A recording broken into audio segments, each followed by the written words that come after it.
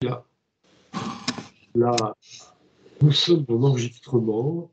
Ça va être très amusant parce que... Il faut cliquer sur enregistrer. Oui, j'ai cliqué. De me mettre devant la caméra, moi. Ah. D'accord. C'est bon. Tu vois, c'est là-haut. Oui. Voilà. Ah oui, c'est parti. Tout à fait. Donc là, nous sommes déjà en route. Donc je vous proposais à travers un petit courriel récent à l'ordre du jour, donc déjà de vous présenter les travaux dirigés de Neuroconnectique en répondant au maximum de vos questions. Et donc, je vous invite évidemment à en poser si vous en avez. Donc, alors je rentre un peu dans la présentation. Serge pourra évidemment compléter. Grosso modo, l'idée, c'est de pouvoir, toutes les 2 semaines, nous retrouver et pratiquer donc, d'une part, un travail d'auto-observation et d'autre part, un travail d'expérimentation basique. Alors, auto-observation déjà, c'est-à-dire, par exemple, là, je parle et dans ma machine, il y aurait par exemple des gestes comme là, je joue. Eh bien, en général, on ne sait pas qu'on a des gestes. C'est un automate qui s'exprime. Et soudainement, il y a quelqu'un qui va nous dire « As-tu remarqué tes gestes ?»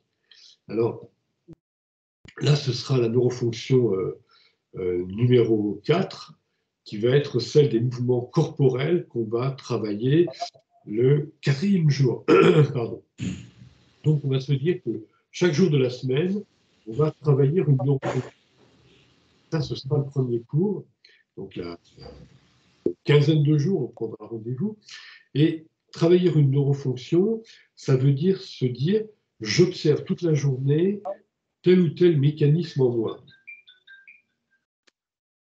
Alors, le mécanisme en soi, c'est chez Stéphane, le mécanisme en soi que l'on peut observer, il y a plusieurs méthodes. On l'a notifié dans un livre, d'ailleurs, je vais essayer d'attraper, qui est par là, d'ailleurs, j'aurais dû anticiper et vous le présenter avant.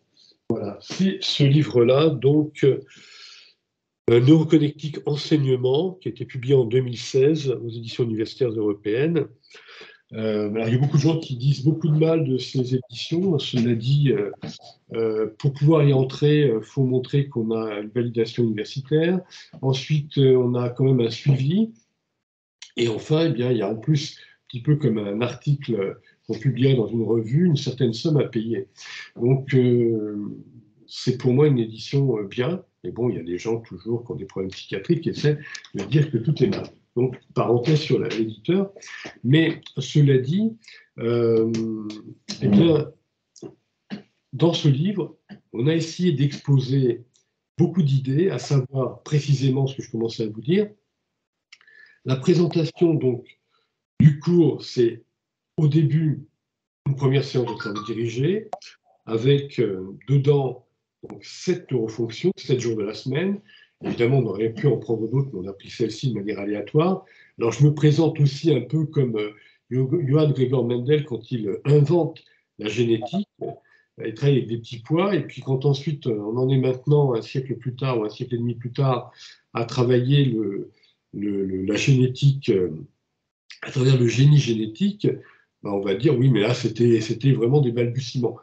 Pour moi, c'est pareil. Évidemment, je vous invite à un travail balbutiant, en ayant conscience qu'il est balbutiant et qu'il va falloir l'améliorer. Donc, on a pris cette neurofonction au hasard, si je puis dire. Un jour, quelqu'un nous disait, mais on pourrait travailler, vu des cours à HEC, spécialité le luxe, spécialité dans le luxe, le parfum, me rappelle Serge. Et cette fille-là disait, mais pourquoi vous n'avez pas travaillé sur l'odorat? Alors, l'odorat, comme vous le savez peut-être en termes de neurobiologie, l'odorat et le goût passent par le rhinencéphale sans passer par le thalamus. Donc il n'y a pas la gare de triage qu'on retrouve dans les autres sens, les autres appareils sensoriels. Évidemment, c'est différent parce que ça ne permet pas les réentrances neuronales qui nous intéressent. Par contre, ça peut être très intéressant quand on pense à la Madeleine de Proust. Donc avoir une conscience des souvenirs, des émotions qui nous bouleversent. Donc ça, c'est très riche. Mais bon, donc on a pris certaines neurofonctions, on n'en a pas pris d'autres. Et peut-être que plus tard, on travaillera mieux des gens affineront la nouvelle discipline en disant ça, on peut le greffer ici ou là. Par exemple, on sait que le système auditif, c'est un système nasal qui s'est développé autrement. Impressionnant, mais c'est comme ça. Donc, on se rend compte qu'il y a des mécanismes dans la construction, j'ai envie de dire, épigénétique, fondamentalement, de l'évolution du vivant qui est assez étonnante. Donc, voilà cette neurofonction à la base. Alors, je commence à vous dire, et j'y reviens, comment capturer cette neurofonction. Il y a des gens qui se sont dit, on va travailler sur, je prends toute une matinée, j'essaie d'être attentif à, par exemple, je parlais du mouvement, je prends cet exemple-là parce qu'il est assez simple, il y a le mouvement corporel en l'occurrence, puis qu'après on travaillera sur le mouvement intellectuel, le mouvement conceptuel, le mouvement émotionnel et motivationnel, mais commençons par du très simple.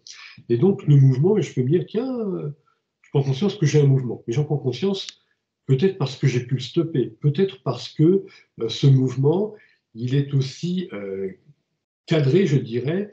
J'ai décidé qu'à 9h du matin, à 11h du matin, dring, dring, j'ai mon réveil, mon smartphone qui va sonner pour me rappeler de ce travail intérieur. D'autres gens avaient travaillé sur un processus aléatoire. Ça sonne, on ne sait pas quand, et il y en avait un d'ailleurs qui me racontait qu'il était en pleine réunion de travail, c'était un peu gênant, conseil d'administration de son entreprise, et bip bip. Ah oui, oh, là, je veux être conscient de moi, mais je ne peux pas être conscient de moi et être attentif.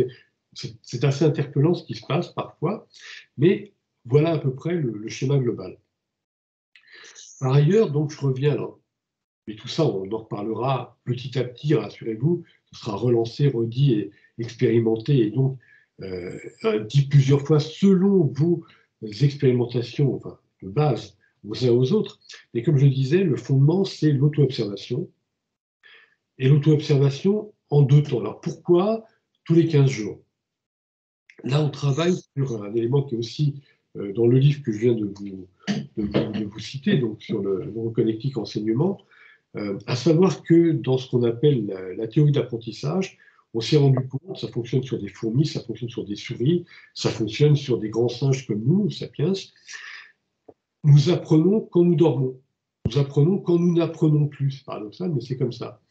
Donc si jamais on essaie d'apprendre, on se force, on n'y arrive pas, on se repose et là, le phénomène de mémorisation fonctionne très bien. Pourquoi? Alors, analyse des neuroconnecticiens, au début, on s'est rendu compte que si jamais j'essaie d'apprendre à être attentif ou attentive à moi-même, qu'est-ce qui apprend? Comment ça fonctionne? Il y a un mécanisme volontaire, c'est la volonté qui est en route. Donc, il y a certaines structures du cerveau qui s'activent pour je vais être attentif ou attentive, je vais être auto-observateur, auto-observatrice. C'est à 2 de veille.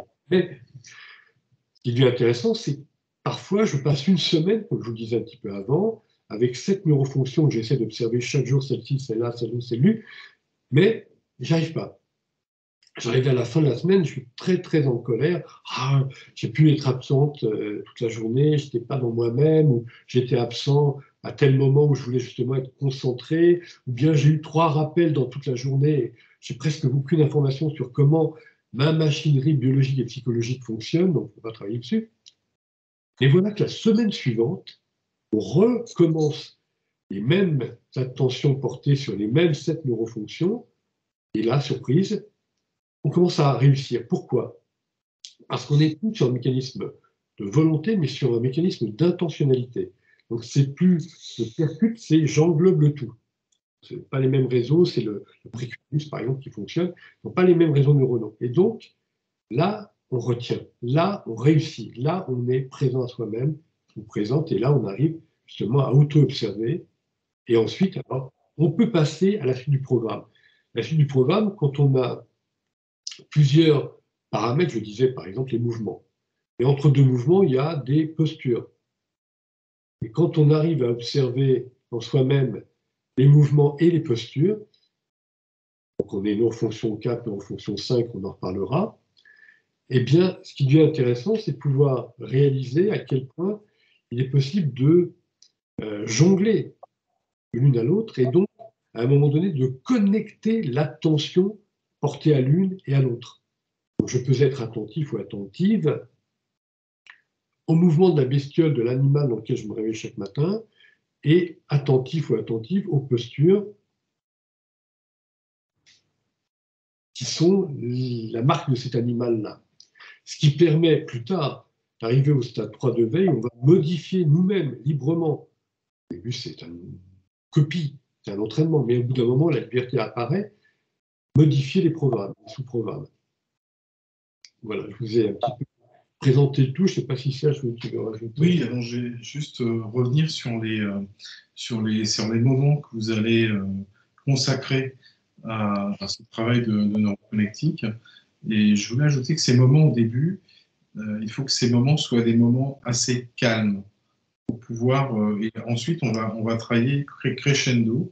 Donc, qu'est-ce que j'entends par assez calme? Les moments où vous allez vous retrouver seul. Par exemple, je vous donne mon exemple qui est personnel. J'utilisais les moments de voyage pour aller de domicile à mon travail pour pratiquer, donc pour m'essayer, pour expérimenter les différentes neurofonctions à travailler le jour de la semaine, dont on vous les donnera la semaine prochaine. Donc il y a une neurofonction par jour.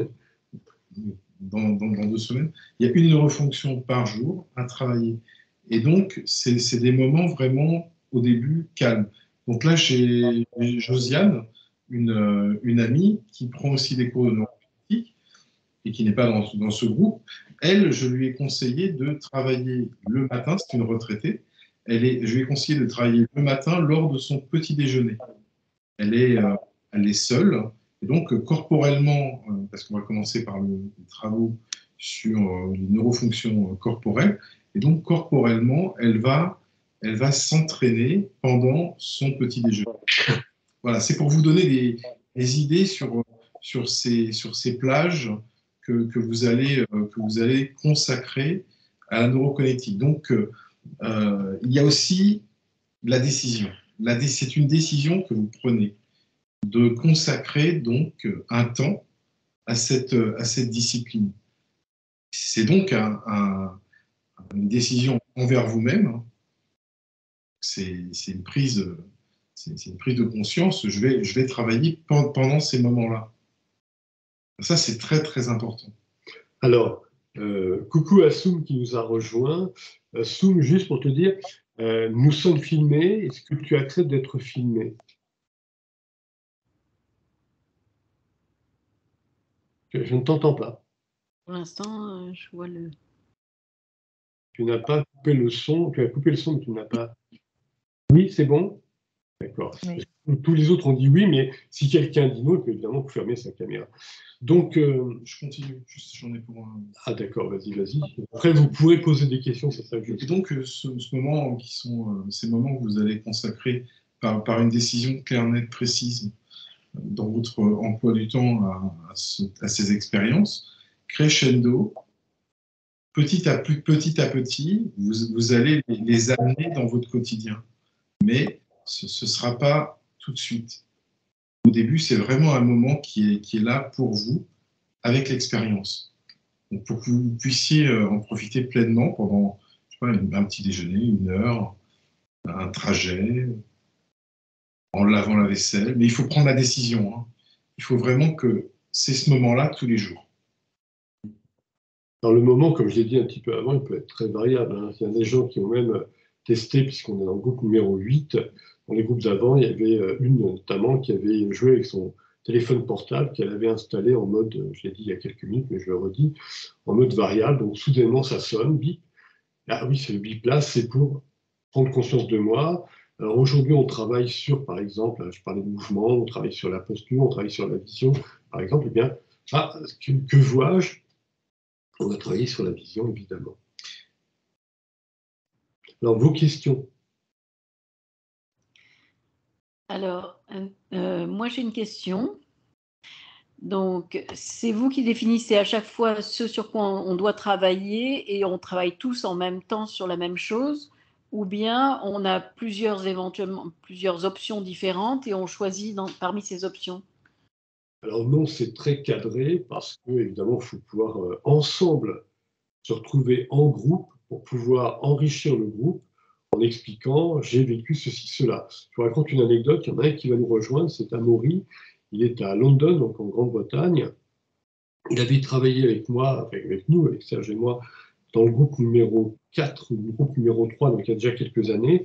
On avait eu 2 groupes qui étaient avec beaucoup de jeunes gens de l'époque, évidemment, un peu moins jeunes, et donc on était nombreux. Et comme il se trouvait en tant que Français banquier à la City, il devait traverser la rue et il nous a raconté une anecdote extraordinairement intéressante que nous n'aurions pas pu ailleurs évoquer. Quand on doit traverser une rue en Grande-Bretagne, on a le réflexe, quand on vient de France ou de Belgique, par exemple, de tourner la tête à gauche. Je vais vers Isabelle pour évoquer la Belgique, mais on tourne la tête à gauche puis à droite. Et en Grande-Bretagne, non, il faut surtout tourner la tête à droite d'abord. Voilà, c'est pour ça qu'il est très intéressant d'avoir tous le même cadrage. Donc, tel jour, telle fonction qui est donc d'abord à auto-observer, tel autre jour, telle autre neurofonction, et puis plus tard, comme je disais, des connexions entre telles et telles neurofonctions, de manière un peu plus complexe, mais tous ensemble absolument, puisque ça permet cette richesse des uns et des autres, disant « Ah, moi j'ai découvert ceci, moi j'ai exploré cela ». Ok, merci. Aussi à Londres, alors j'ai des petites anecdotes aussi comme ça par rapport à la façon de conduire qui est parce qu'effectivement quand on est piéton c'est déjà une chose, mais quand on conduit c'en est une autre. Et j'ai vu les changements même dans ma façon de penser en habitant au UK qui se modifiaient. En fonction effectivement de travailler avec la main droite ou la main gauche, et les perceptions sont différentes. Peut-être que c'est pour cette raison que les anglophones, enfin les Anglais sont peut-être plus pragmatiques que les Français, je ne sais pas. Il y a peut-être quelque chose à chercher là-dedans, de manière comportementale, si ça fait évoluer les choses, le fait d'avoir une coordination de mouvement qui est inversée. Pour le Britannique, c'est son système à lui, donc pour lui, il n'a pas conscience d'être inversé, mais ce qui évolue, on sait, l'évolution, elle est toujours... je reprends une terminologie d'ailleurs de Jacques Biot, qui était le président de Polytechnique, il parlait de... on appelait ça, il avait une formule à lui qui me plaisait beaucoup. La science apparaît à la croisée des chemins. Et c'est véritablement tout ce qui est multidisciplinaire. Quand on a un domaine et un autre, là, on est en fragilité puisqu'il y a 2 domaines. Et c'est là que peut apparaître la nouveauté.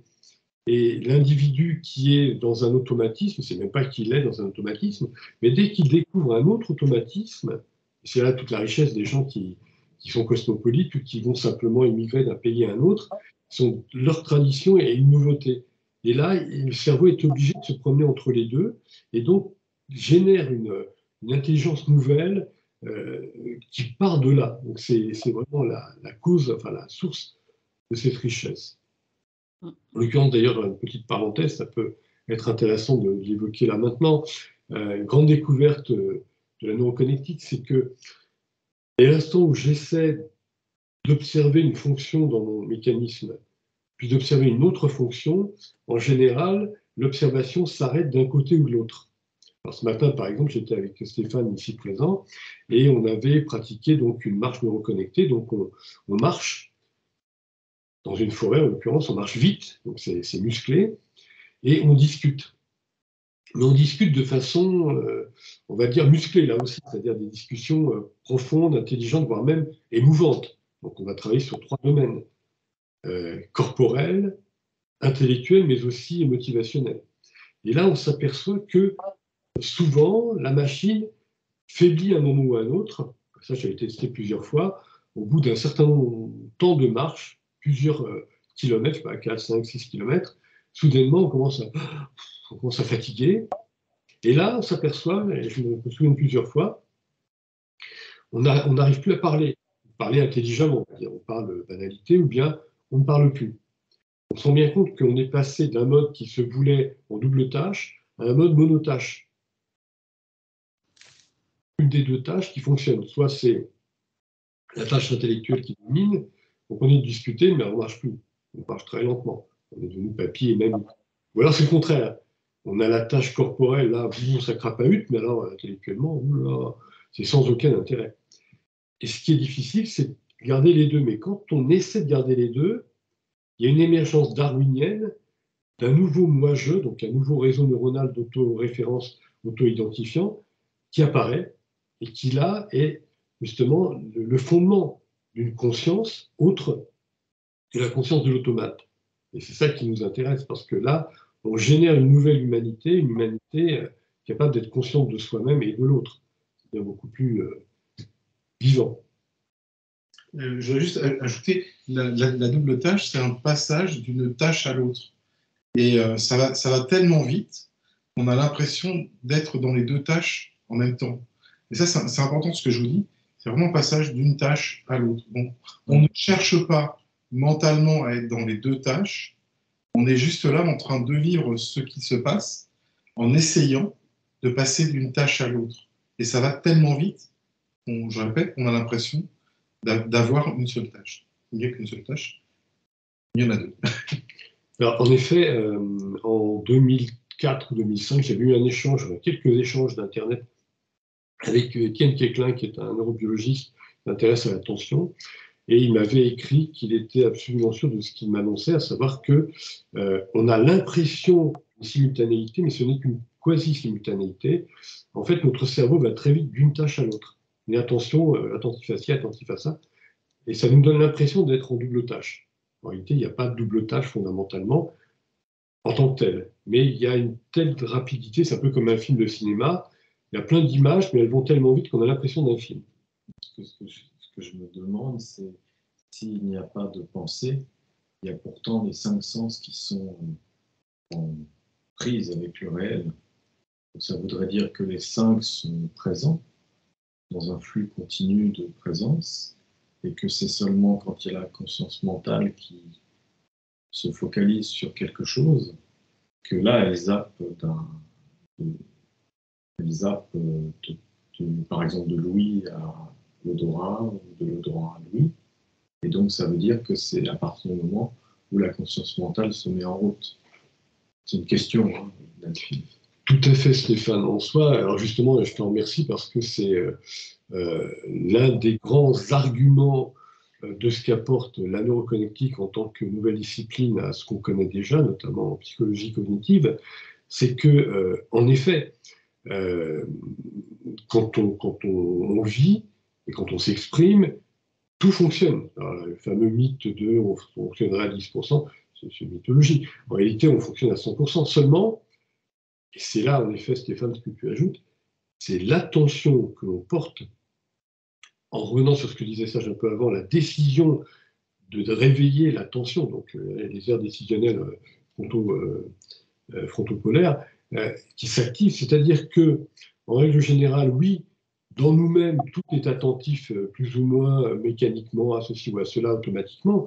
Si jamais mon but dans la vie, c'est de, je sais pas, me promener sur un voilier, dès qu'on parle voilier, dès qu'on parle mer, dès qu'on parle voile, dès qu'on parle bateau, il se réveille et tout est en émulsion pour aller sur un voilier. Mais c'est un automate qui est dans cette configuration par rapport à des programmes et des sous-programmes qui le conditionnent vers ceci ou cela.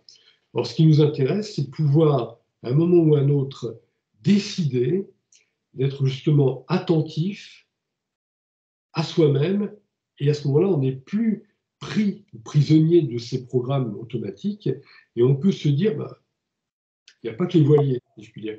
Et là, on peut commencer à avoir une capacité à être attentif, à être justement dans ces multiprogrammes, donc je dirais, ce que tu disais Stéphane, donc sensoriel, avec à l'écoute par exemple, et le nez qui sent les odeurs, je prends ton exemple, mais là, cette attention-là, au lieu d'être une attention automatique, parce qu'il y a chez moi un gros programme pour chercher les odeurs et les sons, par exemple, eh bien, non. Là, ça va être je décide maintenant d'être attentif à. Ce qui nous permet évidemment de plus grande acuité, et ce qui nous permet aussi et surtout de développer de nouveaux programmes. Parce que c'est ça qui est intéressant, c'est de explorer un peu l'animal dans lequel on se réveille chaque matin. Oui, le neuroconnectique, c'est la précision. C'est une décision très précise. Très précise. Par exemple, Delphine le disait tout à l'heure, parler de posture et de mouvement. Je décide précisément d'être attentif, d'auto-observer mes mouvements. Et c'est très précis. Ce n'est pas, je vais auto-observer ce qui vient. Non, parce que c'est un vide. Là, il y a une idée, une direction, une décision. Vous nous entendrez beaucoup parler surtout moi, vous m'entendrez beaucoup parler de la décision, parce que c'est la clé de cette discipline.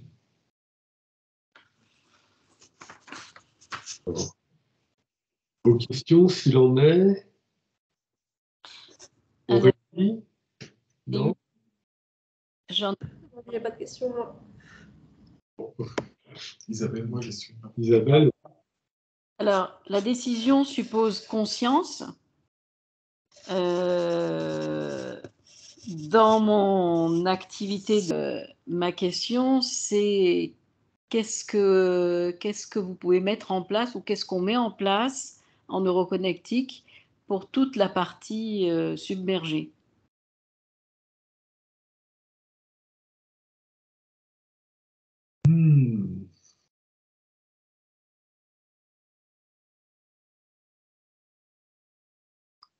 Grand silence. Moi, j'ai un peu une question un peu similaire. Disons que je vais juste essayer de répondre un tout petit peu. La neuroconnectique, déjà, on va travailler le conscient. Alors, il y a l'inconscient et le non-conscient. Il y a premièrement le conscient. Bon, c'est ce qu'on va essayer de travailler pour sortir de l'automate. Ensuite, il y a le non-conscient. Donc, c'est l'automate qui agit seul, qui bouge seul, qui parle de manière automatique, sans être là, sans s'accompagner. La neuroconnectique, elle est là pour nous amener vers la conscience, vers le présent, vers le réel. Tout ce qui se passe derrière, et là, c'est une intuition qui m'est venue quand tu étais en train de poser la question. Si je suis de plus en plus présent à moi-même, dans le moment, dans l'instant, dans le réel, je vais travailler aussi peut-être, parce que je ne le vois pas, je ne le sais pas, mais travailler peut-être à d'autres niveaux mon inconscient. Mais je pense que tout ça est un tout. Et la neuroconnectique, c'est vraiment, je le répète encore, se focalise sur le réel, sur le moment, sur l'instant. Par exemple, là, je suis là et j'observe mes mains qui bougent et je suis présent. J'essaie d'être présent aux mots que j'emploie pour vous parler, que ce soit les plus précis possible. C'est l'instant qui nous intéresse en neuroconnectique. Le réel, le moment. Après, on voit. Après, il y a des déclenchements d'intuition, d'autres particularités qui peut-être vont émerger et on en reparlera un petit peu plus tard, je pense. Ok, merci. Stéphane? Oui, il me venait une remarque par rapport à ton début d'explication sur la neuroconnectique. C'était en relation avec l'auto-observation de ses préférences.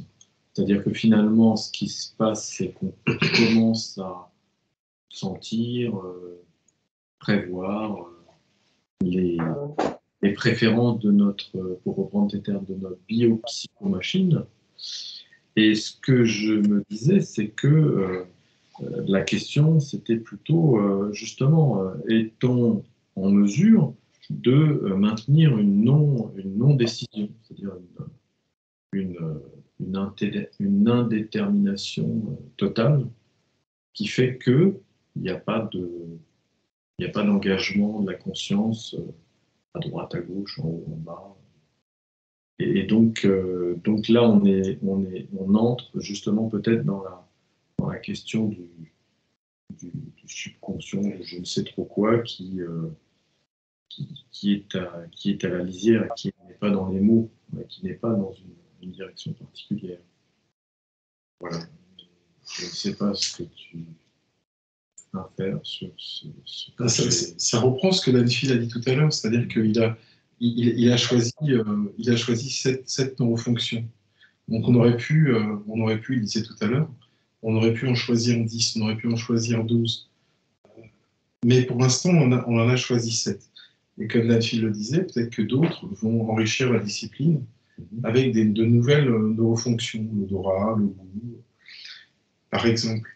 Et ce que je voulais dire, c'est que dans un premier temps, on va habituer notre cerveau, parce qu'il n'est pas du tout habitué, hein, vous allez vous en rendre compte, il n'est pas du tout habitué à accompagner, par exemple, les mouvements, à auto-observer une posture, à être présent à notre vue, comment nous regardons, est-ce que nous regardons des couleurs, des formes, en relief, à notre présence par exemple, à nos contractions musculaires, à nos décontractions musculaires. Notre cerveau n'est pas du tout habitué à cela. Et donc, il faut commencer par l'entraîner avec ces neurofonctions qu'on a choisies, je vous l'accorde, de manière arbitraire. C'est Dan Phil qui les a choisies de manière arbitraire. Pas tout à fait. Je pense qu'il avait ses petites idées derrière la tête en choisissant ces 7 premières neurofonctions. Mais il faut déjà commencer par ça avant de pouvoir enrichir. Il faut trouver des fondations. On va commencer, on construit, donc on a nos fondations, et ensuite on va pouvoir jouer, on va pouvoir créer. Et là, voilà, il faut commencer par le début. Alors ce que je voulais ajouter aussi, ce que disait Stéphane, et ça m'est arrivé, c'est une expérience qui m'est arrivée. On a 7 neurofonctions, une par jour. Eh bien, je me suis aperçu, oh, c'est le lundi, j'ai pas envie de travailler cette neurofonction-là. Oh, je préférerais l'autre. Et puis, il y a eu un autre moment de gourmandise. Ah, je veux les travailler tout ensemble. Ah, pourquoi on ne travaille pas tout ensemble? Donc, c'est vraiment le mot discipline qui doit revenir en tête de gondole, si j'ose dire. Et donc, on doit se discipliner à s'auto-observer, à expérimenter de manière cadrée dans un premier temps. Et ensuite, on va sortir du cadre. Mais pas pour le moment. Au début, on va rester très cadré. C'est le plaisir de Venise, de la gondole. C'est pas mal. Mais oui, tout à fait. Hein, ce que tu disais, Stéphane, sur la question de choix, la question de... en soi, oui, absolument, la notion de discipline, c'est fondamental parce que l'idée, elle va plus loin. C'est-à-dire que pourquoi on a des maladies neurodégénératives, pourquoi on vieillit on observe des vieillards parfois complètement stupides, mais c'est pas possible, ils ont été intelligents avant. Et simplement parce qu'il n'y a pas cet effort de je prête attention à ceci, mais pas à cela. Je prête attention de telle façon, je prête attention à tel moment, etc. Il n'y a pas tout ce cadrage, il y a plus ou moins une attention diffuse. Et quand après la machinerie vieillit, eh bien, c'est encore plus diffus, c'est la catastrophe. Par exemple, quand on vieillit, il faut le savoir, par exemple, on a plusieurs neurones dans une couche de neurones, mais ces plusieurs neurones, on va s'apercevoir, par exemple, que les connexions, elles vont être espacées, plus espacées en vieillissant, que les neurones eux-mêmes vont fonctionner de manière qui va être plus en retard par rapport à ce qui se passait quand on était jeune. Et on s'aperçoit que le cerveau à 20 ans ou à 70 ans est différent. Donc, c'est à nous de nous entraîner quand on est le plus jeune possible à gérer justement cette connectivité pour qu'ensuite on soit parfaitement dans la machine. La machinerie dans laquelle on est, il faut vraiment le savoir. Il y a un médecin qui est connu sur les médias qui s'appelle un cardiologue, donc Frédéric Salzman, que je trouve admirable dans tous ses travaux de recherche. Eh bien, il a présenté une vidéo assez étonnante, une interview où il dit quiconque meurt avant 120 ans n'a rien compris. Et d'une certaine manière, oui, parce que si on s'intéresse à la barrière de Hayflick en biologie, on sait que les divisions cellulaires, elles nous amèneraient à vivre 120 ans. Or, on vit, pour beaucoup de gens, beaucoup moins, simplement parce que on surdivise, on casse la machine, Et on casse la machine déjà parce qu'on n'est pas attentif. Ça revient à ce que disait Serge. On n'est pas dans cette décision d'être attentif à la machine. Donc la machine, la biopsychomachine, je reprends en effet, Stéphane, comme tu le disais, ce terme qui résume très bien la prise de conscience de ce dans quoi on habite. C'est un grand singe, mais c'est aussi une mécanique. Et quand on prend conscience de la mécanique et physiologique, et pour revenir à ce que disait Isabelle, et physiologique et psychologique aussi, parce qu'il faut bien comprendre que la psychologie, c'est pas moi-je en profondeur, c'est un appareillage aussi, mais ce n'est qu'un appareillage. C'est pour ça qu'on travaillera au fil du temps sur ce qui est du domaine corporel, du domaine intellectuel et conceptuel, mais aussi plus tard du domaine émotionnel, parce que certains disent les émotions c'est moi. Non, c'est pas moi, c'est un conditionnement là aussi. Pareil que certains ont dit ah mais mes réflexions sont à moi, pas plus, ce sont des conditionnements tout ça.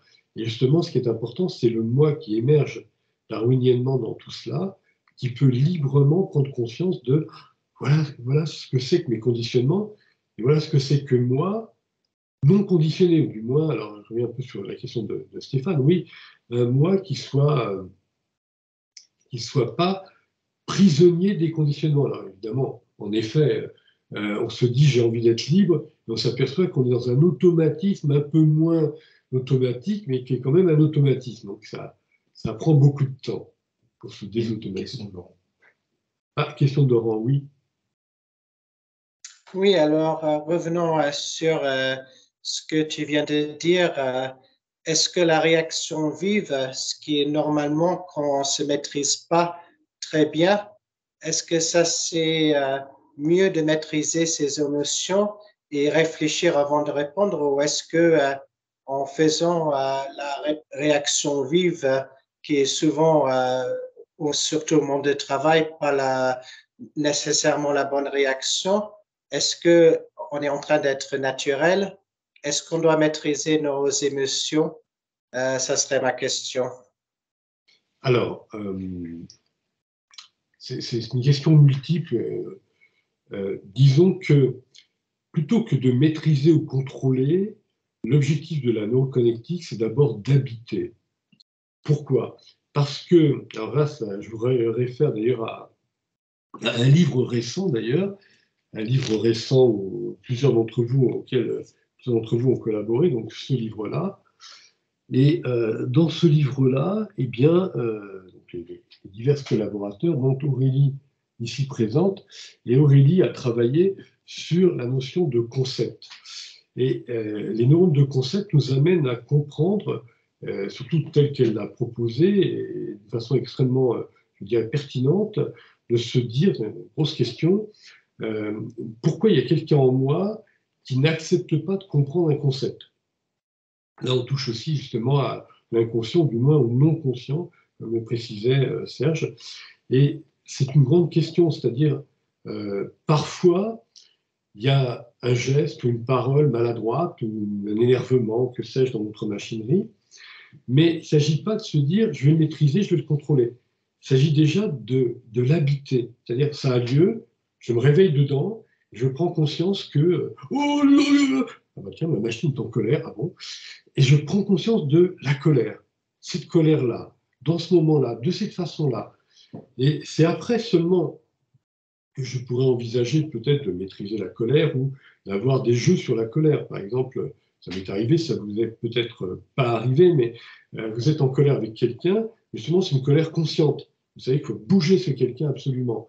Donc vous êtes en colère, mais quelqu'un d'autre arrive, par exemple un petit enfant complètement innocent, et là au lieu d'avoir votre colère qui irait mécaniquement vers l'autre, parce qu'elle ne peut pas s'arrêter, elle est comme un phénomène en physique de, je ne trouve plus mes mots, comme une toupie, c'est-à-dire je trouve plus mes mots. Enfin bon, vous n'arrivez pas à arrêter le mécanisme.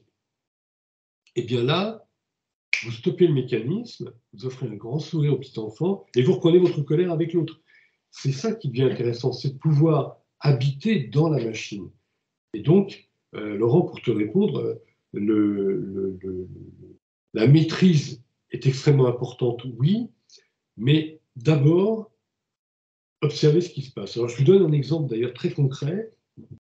vous vous en rendrez compte, lorsqu'on commence les travaux dirigés de neuroconnectique, on travaille, comme le soulignait Serge, en premier sur ce qui est corporel, parce que le corps est tout le temps là. Si vous voulez travailler sur une pensée, ah, tiens, j'ai déjà oublié ma pensée, c'est plus difficile. Donc on travaille sur le corporel. Mais alors, le corporel, par exemple, on montre à quelqu'un, tiens, regarde ta posture de maintenant. Et la personne qui est comme ça, très souvent, Carole en grand sourire, ben voilà, exactement. Tiens, tu peux t'observer ce qui vient de se passer, Carole. Là, on est pris dans un processus qui est chez les grands singes, chez les chimpanzés, mais aussi chez les humains sapiens. On se dit, ah, je dois avoir un défaut. Ah, je retire mon défaut. Et donc, on ne peut pas observer ce qui se passe, puisqu'on a retiré ce qui se passait.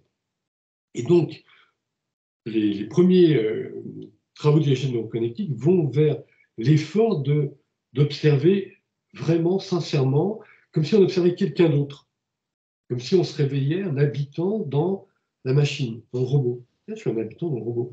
Et si je suis comme ça, enfin, je suis. La machine dans laquelle j'habite est comme ça. Il faut bien distinguer les termes. C'était celui qui a donné à Sigmund Freud, qui s'appelait, si je m'en dis, s'appelait Sigmund, c'était Sigmund Essner, qui était un psychologue de cette époque-là, du début, d'ailleurs de la fin du 19e siècle, et qui avait été le premier à travailler sur le Das Es, et justement la question de se dire, si je dis, et là il y a un paradoxe, je dis, j'ai mis ma main là, puis après je dis, ah j'ai pris conscience que j'ai ma main là. Ben non, c'est absurde. C'est comme quelqu'un qui vous dit, ah j'ai rêvé un cauchemar. C'est absurde, c'est pas j'ai rêvé un cauchemar, c'est mon RAFé, mon système dans les neurones de la base, là, ont rêvé, dans le corps chevalier latéral, ont rêvé un cauchemar. Et moi, je me réveille dedans, quel enfer. Là, c'est pareil. Si jamais j'ai la main qui s'est posée là, je dois dire, ma machine, la biopsychomachine, a placé la main ici. Et alors là, c'est là qu'arrive l'émergence d'une conscience, je prends conscience de cette main qui est ici. Et c'est là, évidemment, qu'on va commencer à pouvoir travailler. Donc là, c'est tout le stade 2 de veille qui se développe. Et puis, au bout d'un moment, et justement, je vais pouvoir, après, alors là, je termine ma réponse pour toi, Laurent, c'est, oui, je vais pouvoir me dire, là, je maîtrise cette main qui vient cacher ma bouche, par exemple, et je décide que je vais la mettre en dessous, ou que je ne vais pas la mettre du tout, je vais économiser l'énergie de ce bras levé, par exemple. Mais avant de piloter l'avion et de me dire j'économise de l'énergie et du kérosène, je vais commencer par me dire j'observe comment ça fonctionne, et après, en étant habitant, je peux décider, c'est à 3 de veille, de modifier la programmation.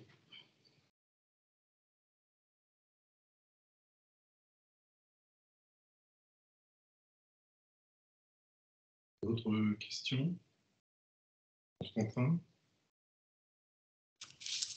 Alors, je reviens un petit peu sur ce que je vous avais envoyé comme... Ah oui, tout à fait. Alors, le projet de livre futur, ça c'est aussi interpellant. Alors, je viens, excusez-moi, de cliquer où il ne fallait pas. Ça doit être là. Oui, c'est ici. Non, ce n'est pas ici. Désolé, je n'avais pas retrouvé les questions. Bon, quelqu'un d'autre regardera sur l'ordinateur si nécessaire. Jusqu'à présent, les 7 premiers groupes de formation et de recherche en neuroconnectique étaient en réalité des groupes de formation. En fait, on n'avait pas travaillé la recherche parce que, tout simplement, on se disait, il faut d'abord que les gens soient formés, et après, on va travailler de la recherche. Malheureusement, il s'est avéré que beaucoup de gens nous disaient au revoir. Il y a eu 2 jeunes hommes qui nous ont aidés en étant chargés de travaux dirigés, pardon, pendant un petit moment, puis ont disparu. Il y en a un qui est revenu l'année dernière, qui nous a donné un grand coucou à Serge et à moi après 4 ans de complète disparition. Mais bon. Et donc, on s'est rendu compte que quand on disait à beaucoup de gens, ce qui est écrit dans tous les livres, le paiement de cette formation, c'est de rendre service, c'est d'avoir du cœur, et de penser aux autres, de sortir de l'égoïsme, et de se dire, je vais à mon tour être chargé de travaux dirigés, je vais à mon tour participer à des écrits. On s'est rendu compte qu'il y avait très peu de gens qui comprenaient qu'il fallait prendre, mais aussi donner. Pourtant, donner, ça permet d'évoluer, parce que si je donne un cours à quelqu'un, je renforce ma connaissance. C'est comme ça qu'on explique aux étudiants comment réussir très loin. Mais bon, il y a des gens qui n'ont pas compris. Et donc là, on a procédé d'une façon très à l'envers. J'avais présenté justement au directeur commercial que je connais, donc des éditions universitaires européennes, je lui avais annoncé en 2016, j'aurai 2 livres à vous soumettre dans les années qui viennent, un livre de neuroconnectique expérimentation, puis un livre de neuroconnectique cognition, en me disant, j'ai expérimenté avec des gens, ça va être superbe, et puis après on aura du travail, et on pourra réfléchir à comment fonctionne le cerveau. Et je me suis rendu compte que ça ne venait pas. Donc j'ai inversé. J'ai publié le livre sur la cognition, avec quelques-uns qui m'ont aidé, dont Serge et Stéphane autour de moi ici présents, et puis quelques autres. Et puis au bout d'un moment, eh bien, j'en suis arrivé à proposer, et vous êtes plusieurs ici à avoir collaboré sur ce projet, de travailler justement sur un livre avec des expérimentations, et sans avoir avant, excepté quelques-uns tels que notamment évidemment Soul qui est là, ou Stéphane à côté de moi, qui avait commencé à travailler sur la formation et qui pouvait donc en même temps réfléchir à, au-delà de la formation, comment rentrer dans une expérimentation ou une autre. Expérimentons sur les neurones miroirs, expérimentons sur les neurones de lieu, sur les neurones sensorimoteurs, etc. Et là, maintenant, ce qui devient intéressant, c'est qu'on va pouvoir, dans ce groupe numéro 8, revenir sur l'idée initiale, c'est-à-dire d'avoir un groupe de formation et vous inviter à une expérimentation chacune, selon vos souhaits, dans une démocratie vivante. Et surtout, ce qui devient intéressant, c'est après une publication qui sera là, renforcée par tout ce travail d'auto-observation et d'expérimentation de base, basique, sur comment ça fonctionne si j'essaie de connecter ceci et cela en moi en termes d'attention. Voilà, je pense avoir un peu avancé. Qu'en dites-vous ?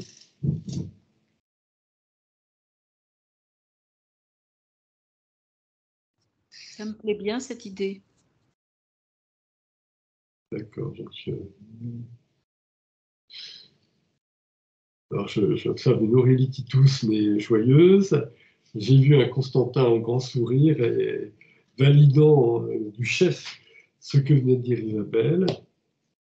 Et je remercie Serge qui a la grande bonté de me permettre de travailler sur la suite. Donc oui, je vous présentais un petit peu donc, le projet d'écriture. Et donc en troisième position, le soyons plus nombreux parce que... alors je vous raconte encore quelques petits déboires qu'on a connus au fil des années. Comme je vous disais, on a eu 2 groupes où on était vraiment nombreux. On a été jusqu'à une douzaine, 3 et 4. Donc Amaury qui nous rejoindra depuis London, j'espère bientôt, parce qu'il faut aussi qu'ils puissent être dans nos horaires et dans nos mêmes jours. Donc on décidera de telle ou telle date entre nous. Mais ce qui est important, c'est de savoir que plus on est nombreux, plus on reste nombreux, parce que malheureusement, on s'en rend compte qu'il y a des gens qui sont ce que j'appellerais des fous.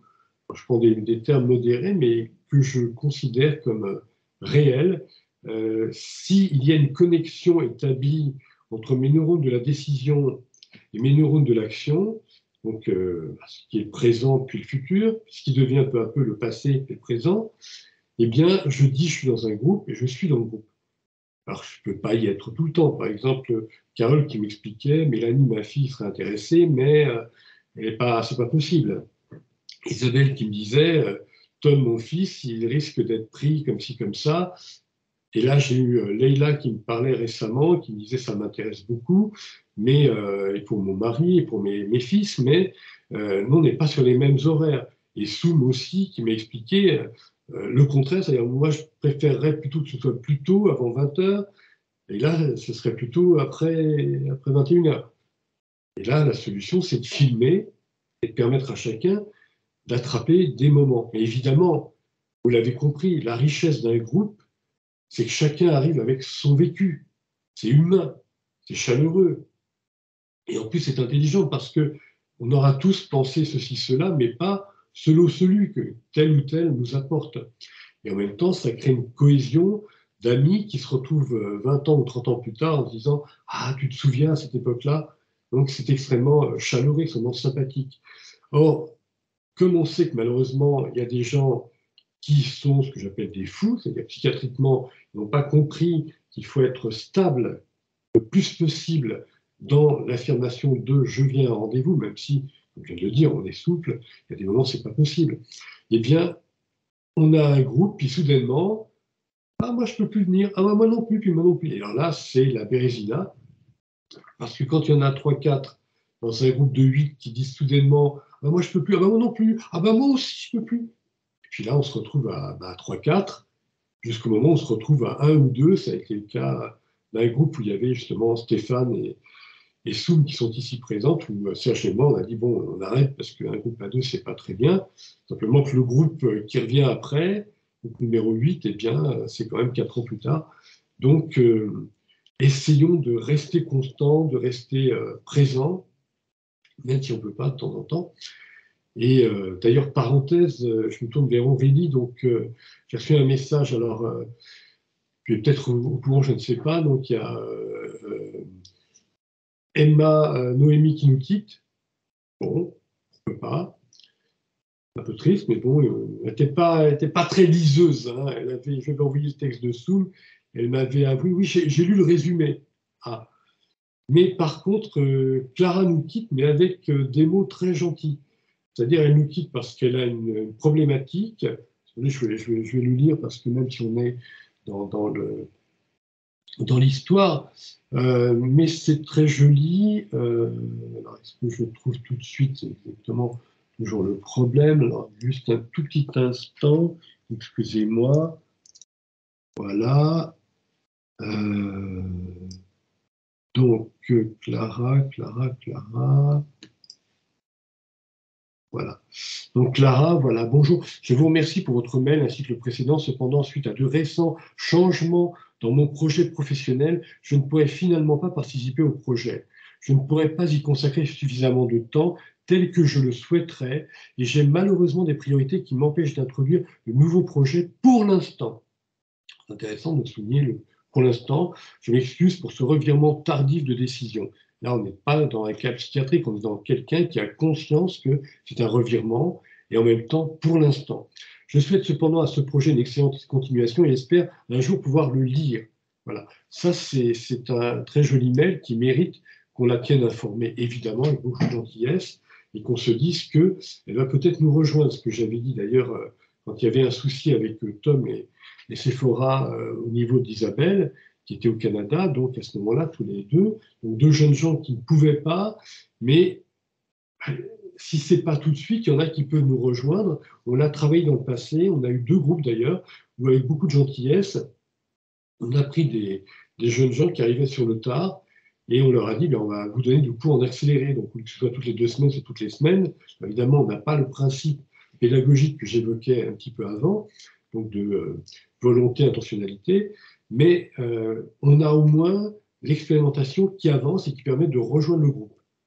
Donc là encore, si vous rencontrez des gens, et je relance donc ma question numéro 3, qui vous disent « ça m'intéresse », osez leur dire de venir pour qu'on soit plus nombreux, parce que malheureusement, il y a des défaillances, et même s'ils arrivent en retard avec, voilà, pas 6 mois de retard, parce que là, c'est trop dur à rattraper, mais 1 ou 2 mois de retard, il n'y a pas de souci. On peut aussi vous tutorer hein, si vous en avez besoin. Ça, c'est sans problème. Si vous voulez parler au téléphone avec moi ou avec Danphil pour des questions, des angoisses, ou alors parce que vous travaillez correctement, vous voulez aller plus loin, c'est possible. J'ai déjà tutoré à maintes reprises. Je me suis occupé d'une étudiante Camille aussi, en solo. pour terminer sa formation de neuroconnectique relationnelle, qui est la suite de la neuroconnectique fonctionnelle que vous débutez avec nous dans ce groupe. Voilà, c'est possible. Hein. Tout est possible.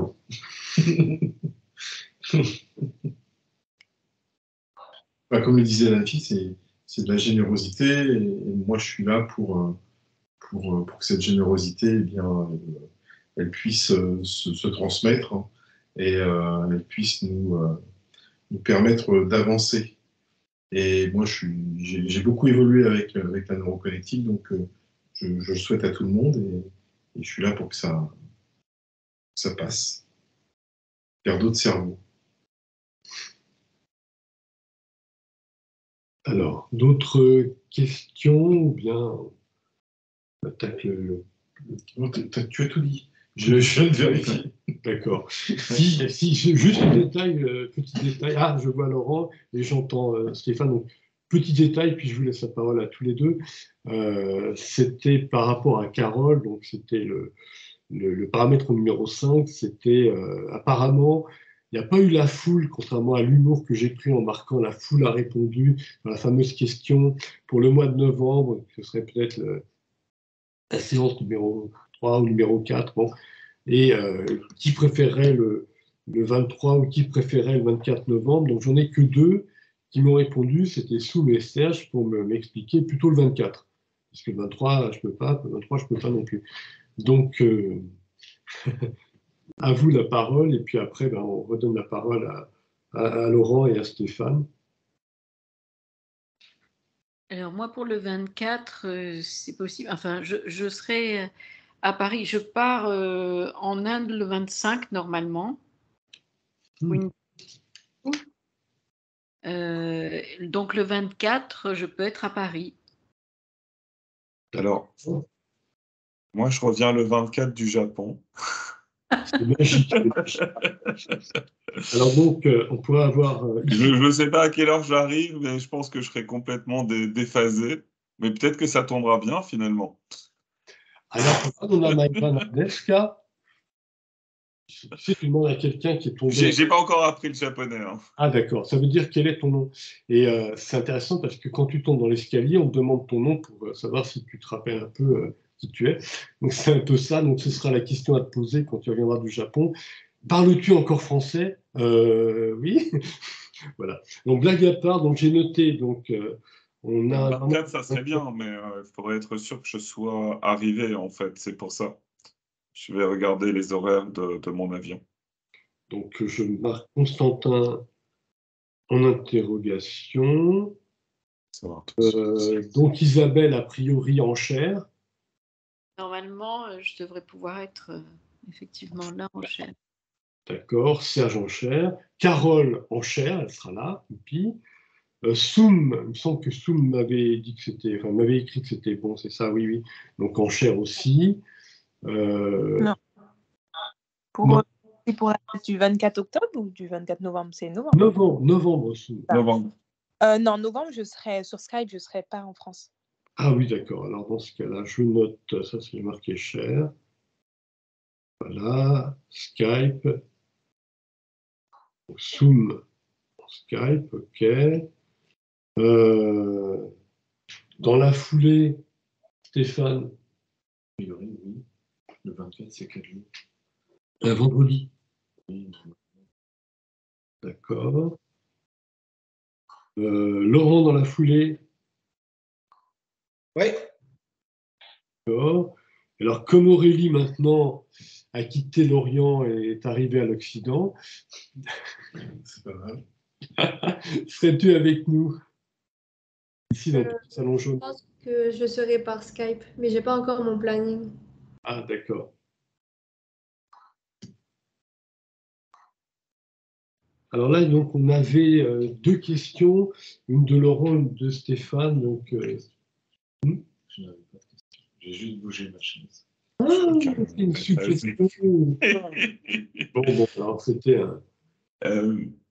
Danville, j'arrive à 16h25. Le temps que je rentre à la maison, je ferai ça par Skype. Mais a priori, d'après d'après l'heure internationale, normalement, il sera 4 heures du matin dans ma tête. Donc, ça sera bien. Ce sera D'accord, presque ce 6 sera- heures, 3 heures du matin. Oui, je comprends. Tu seras dans un... J'essaierai d'être neuroconnecté. Hein. Ok. Alors, je reviens donc vers Laurent qui avait par contre bien levé la main. Donc, question ou suggestion, je ne sais pas. Oui, c'est encore une interrogation. Alors, je viens de faire une formation avec un psychologue, en fait, qui parlait beaucoup de la confiance en soi et que pour connaître soi-même, on doit soi-même détailler les qualités et défauts qu'on trouve en soi-même pour après savoir qui on est. Comment ça compare avec la neurologie? Attention, neurologie, c'est la médecine des neurones, donc du cerveau. Nous, on travaille plutôt sur de la neurobiologie, c'est de la recherche. Et la neuroconnectique, c'est plutôt donc dans la neurobiologie. Alors, repose-moi ta question peut-être autrement ou complète-la. Moi, je n'ai pas. C'est la confiance en soi. Parce qu'il a suivi une formation et apparemment, on lui a dit qu'il devait renforcer sa confiance en soi. Et donc, est-ce que la neuroconnectique, elle permet cette confiance en soi? Moi, je peux répondre. Hein. Vas-y. Donc, la neuroconnectique, elle va te permettre de renforcer ta conscience de toi et ta conscience de l'être en toi, et que tu vas pouvoir être, comme le disait David tout à l'heure, tu vas pouvoir être à l'intérieur de la biopsychomachine. Moi, je dis accompagner. Tu vas accompagner ta biopsychomachine. Et donc ça va être tout nouveau pour toi. Et comme c'est tout nouveau, il y a une source de merveilleux, une source d'émerveillement. Ah, je suis là avec moi-même, avec ma biopsychomachine.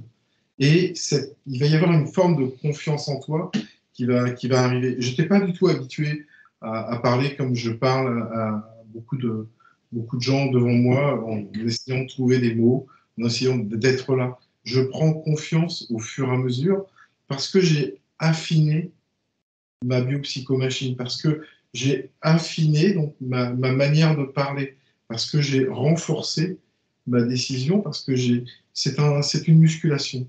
Et donc, la confiance en soi, c'est aussi une musculation. Et cette discipline, elle va te permettre d'être là avec toi, peut-être pas à chaque moment, dans un premier temps, mais tu vas être là avec toi-même, précisément, d'abord corporellement, et ensuite, comme le disait Danfield, on va travailler intellectuellement, conceptuellement, et tout à la fin, émotionnellement et motivationnellement. On travaille la motivation aussi. Et donc, ça va te permettre de trouver un ensemble, d'être avec l'ensemble, ce que tu n'avais absolument pas et ce que tu n'as pas du tout aujourd'hui. Donc, ça va renforcer cette confiance en toi, parce qu'il va y avoir un énorme plus qui va arriver, petit à petit, bien sûr. Voilà ce que je peux dire. Merci. Alors, peut-être qu'on va... Alors, à moins que vous ayez d'autres questions, et si elles arrivent après, il n'y a pas de souci. Vous pouvez les poser dans quelques instants. Mais, d'accord. Parce qu'il va falloir penser aussi à organiser notre agenda, c'est ça que j'allais dire. Isabelle. Justement, ça parlait de l'agenda. On parlait du 24-11. Est-ce que d'ici le 24-11, il y a d'autres rendez-vous, enfin, ou pas? Parce qu'effectivement, j'ai besoin de pouvoir m'organiser un petit peu à l'avance. Je disais toutes les 2 semaines, donc c'est vraiment toutes les 2 semaines. Là, c'était particulier, c'est parce que Carole m'a écrit qu'elle serait à Paris, donc c'était youpi, on va pouvoir être ensemble. C'est quand même chaleureux d'être à plusieurs dans le petit salon jaune ici, évidemment. Donc, on n'est pas les tortionnaires, on est en train d'attiser votre curiosité. On voit bien que vous voulez commencer. On va pas vous laisser attendre 2 mois quand même. Alors, agenda. Commençons donc dans 2 semaines. On pourrait avoir donc la séance de travaux dirigés numéro 1. Et quelle serait votre date? Ça serait. Donc, semaine. Attends 2 semaines. Évidemment, quand parfois quelqu'un ou plusieurs disent « Ah non, je ne peux absolument pas », cette semaine-là, on saute une troisième semaine. On est toujours dans la souplesse, évidemment. Il faut être à la fois rigoureux et souple. D'abord, est-ce que chacun a une préférence pour une journée dans la semaine qui lui paraîtrait plus simple? Et après, on voit ce qu'on a comme possibilité. Par exemple, si je dis mercredi 11 octobre. Et mercredi, par exemple, parce que c'est bien d'avoir un jour fixe, c'est bien. Oui, en même temps, ça peut varier. Hein. Soyons toujours très souples. Mercredi 11. Mercredi 11, moi, ça serait bon. Moi aussi. Non. Le début de semaine, c'est plus facile pour moi que entre le mercredi et le jeudi où je suis souvent en déplacement. Mercredi, jeudi, vendredi. Je suis souvent en déplacement, mais là, le 11, c'est bon pour moi. D'accord. Du côté Carole et Aurélie? Moi, c'est bon. Moi, je pourrais pas. Comprends pas. Moi, je pourrais pas le 11. Ah. Moi, je préfère le vendredi. C'est possible. Ah, pour toi, le mieux, c'est le vendredi? Oui. Ah oui, que les vendredis. Ouais. Un peu embêtant le vendredi. Enfin, oui, c'est embêtant. Ouais, parce que le vendredi. Après, Aurélie, c'est pas non plus 3 heures de temps. Il faut consacrer, ça dépend à quelle heure on débute. Si on débute à 20h, c'est 1h30. C'est pas la nuit. C'est pas toute la nuit. C'est 1h30. 1h30. Il n'y a pas un autre jour que le vendredi. Dans une soirée. Moi, ça m'embête le vendredi. Hein. Enfin, clairement. Je préfère oui, le j'ai dire. entendu Stéphane qui disait pareil, j'ai aperçu Isabelle. Parce que c'est le moment où on se retrouve le vendredi. C'est pas un problème de date, mais c'est plutôt, je me Je comprends, hein, mais... Aurélie, donc là, aujourd'hui, nous sommes un mercredi. Est-ce que tu ne penses pas que tu pourrais te libérer d'autres mercredis?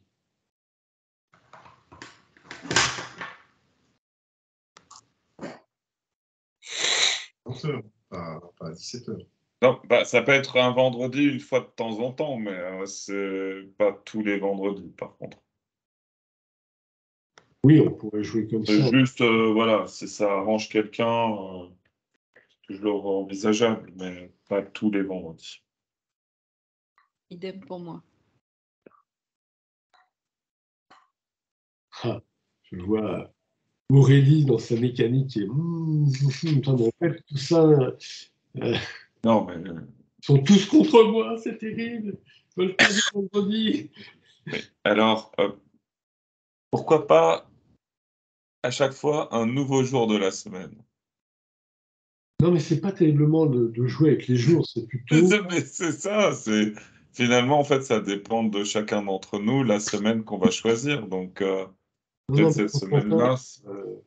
je me tourne surtout vers Aurélie et pas vers Constantin. Aurélie, est-ce que c'est jouable pour toi et comme soulignait Serge, est-ce que tu voudrais qu'on modifie, donc sur un mercredi ou un jeudi, qu'on modifie l'heure pour que ce soit possible pour toi?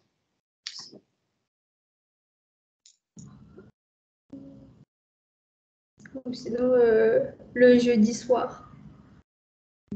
Ah voilà, donc là, ça peut... Oui, c'est le vendredi. Là, pour le coup, c'est moi qui peux pas. Bon, on va alterner, donc comme on l'a dit, donc on aura des... Alors, on va éviter les vendredis parce que j'ai bien observé que la plupart disaient surtout pas. Et on va avoir des... C'est un vendredi 13 en plus, celui-ci. Donc... non, mais Danfield, si ça arrange tout le monde, le vendredi 13, on fait le vendredi 13. Et puis une autre fois, on fera une autre date. Comme ça, on retourne dans l'autre sens. Alors, j'ai un rendez-vous, moi, personnellement, le vendredi 13. Ah bah voilà. Donc, en plus, non, c'est peut-être pas la bonne semaine dans ce cas. Il faut peut-être passer à la semaine qui suit. Hein. Non, je raye parce que c'était à Amaury, justement. Et à Amaury, on a réussi à avoir le contact qui ne pouvait pas être là ce soir. Donc, revenons très sérieusement, je me tourne vers Aurélie, j'insiste bien Aurélie. Donc,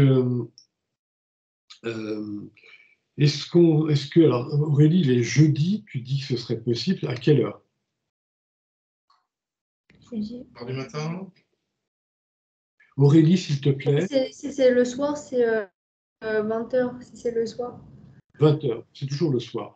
20h, d'accord. Donc, on pourrait avoir des jeudis à 20h et d'autres jours. Alors, qu'est-ce que vous en dites tous et toutes? Est-ce qu'on commence avec Aurélie pour le jeudi 12?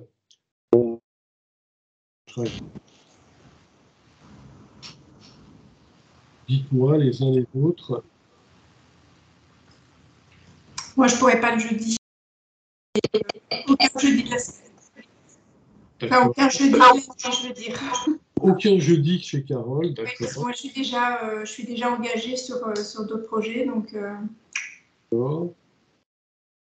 Et pour moi, c'est pas facile le jeudi, mais le jeudi 12, je pourrais, mais en général, c'est pas facile pour moi le jeudi.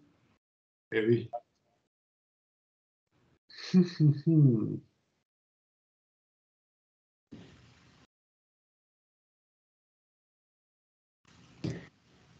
Bon, c'est compliqué là, hein. Je suis dommage pour Aurélie parce que, comme tu t'en rends compte, Aurélie, tu es la seule à nous expliquer plutôt jeudi ou vendredi, et les autres, c'est, si on a bien compris, lundi, mardi ou mercredi. Et et si c'était un mercredi, Aurélie, quelle serait ton heure dans la soirée de disponible? Ça serait 22h, vraiment très tard. Oui, donc là on est 21h, on serait à la moitié, même plus, si on commence à 20h. Il n'y a pas d'issue. Il n'y a pas d'issue, oui. J'étais en train de penser que quelqu'un pourrait-il m'aider, j'entends ça, je te réponds, il n'y a pas d'issue. Oui. 12, est-ce qu'il y a d'autres personnes qui ne peuvent pas ou est-ce que comment ça se passe pour le jeudi? Le problème, c'est que Carole ne pourra pas. C'est important d'être là au premier cours quand même. Moi, le jeudi 12 aussi, c'est compliqué parce que je suis à un ballet. Donc, enfin, c'est pas possible. Enfin, sinon, il faut que j'annule ma soirée. Donc, je préférais ne même plus discuter parce que je l'ai dit tout à l'heure. Mais Oui. pour moi, le jeudi, c'était pas possible. Donc, j'étais prêt même à le faire le vendredi pour le coup, exceptionnellement, parce qu'a priori. Ensuite, peut-être une autre date ou une autre semaine, ça pourrait marcher peut-être pour d'autres personnes. Mais... Alors, si jamais on posait le vendredi 13, comme tu soulignais, Constantin, qui serait disponible le vendredi 13? Ben moi, c'est pas sûr hein, que je puisse. Ça demande confirmation. Moi, je peux. Il y a juste Isabelle, le vendredi 13 alors. D'accord. Isabelle. Laurent n'a pas. Oui. Si tu n'es pas là, je te propose. Oui. Compenser. En plus, oui. Si on décale d'une semaine, est-ce que ça faciliterait les choses? Non. Non? Pas spécialement, je pense. Non, mais c'est lié. J'ai noté, donc, vendredi 13, 20h, séance numéro 1, comme ça, on a un maximum de... Je te répète, Isabelle, si tu n'es pas là, je peux tout au téléphone, au Skype. Donc, il n'y a pas de... Alors, après, là, on va avoir un décalage. Alors, soit on n'a pas de Danfield, tout seul, dans la semaine du 23. Danfield sera en Suisse. Sinon, la semaine d'après, la semaine du 30 octobre. Je peux assurer tout seul, il n'y a pas de problème. 30 octobre, c'est bien. C'est quel jour? Dans la semaine. Ah, la semaine. C'est le lundi 30 octobre, c'est ça. Oui. Semaine du 30. Alors sinon, comme disait Serge, il peut assumer tout seul la séance numéro 2 Ce serait dans ce cas-là la semaine du 23 octobre. Qui préfère quoi?